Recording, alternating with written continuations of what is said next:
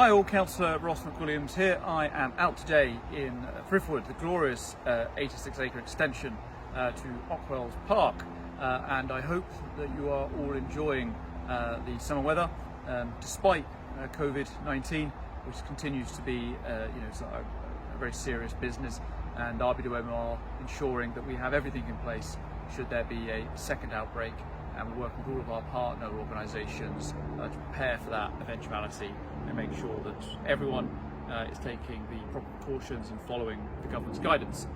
But today I wanted to talk about what we're doing with Thriftwood and Ockwells.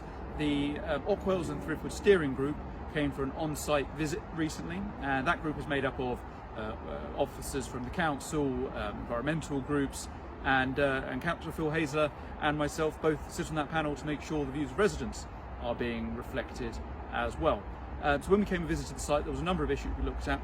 One of them was about access here in Thriftwood throughout the site and how people get through it. When it was first opened, it was untouched by man.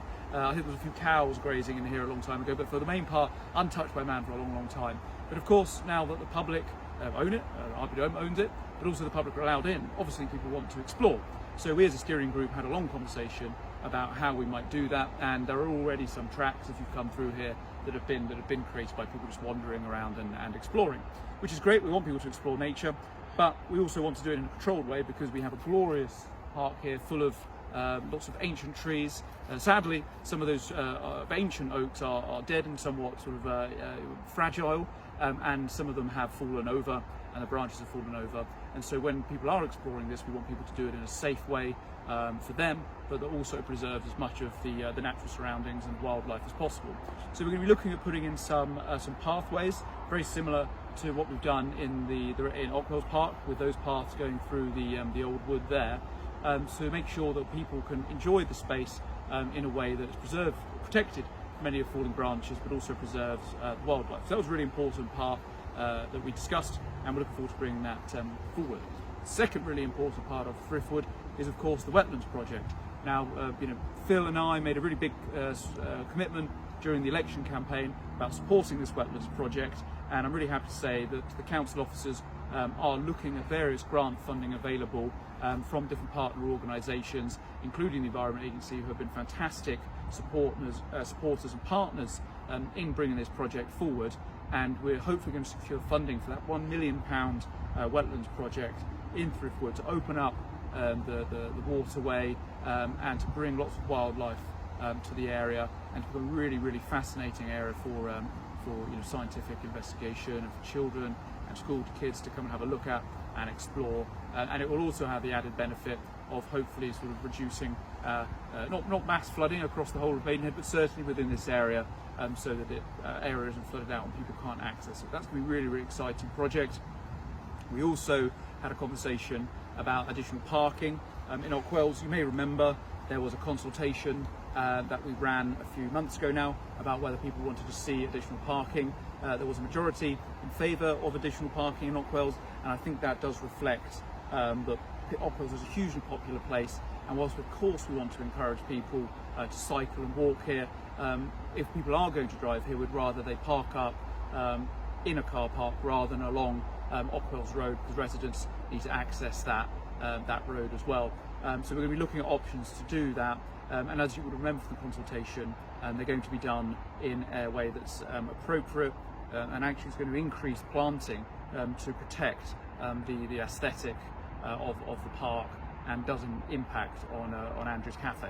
So we're looking at how to bring that forward following the consultation. A few details we need to work out, but that will hopefully increase the capacity for car parking in the park. Other than that, the wildlife groups, environmental groups are continuing to do a really great job with council officers to explore different parts of Thriftwood, to document all the different wildlife here, and there is an abundance of wildlife here. It really is a fantastic asset for RBWM, particularly for us to have it here in Cox Green is brilliant. So they're doing all of that work, and there's been additional tree planting, which you may see, which has been fenced off.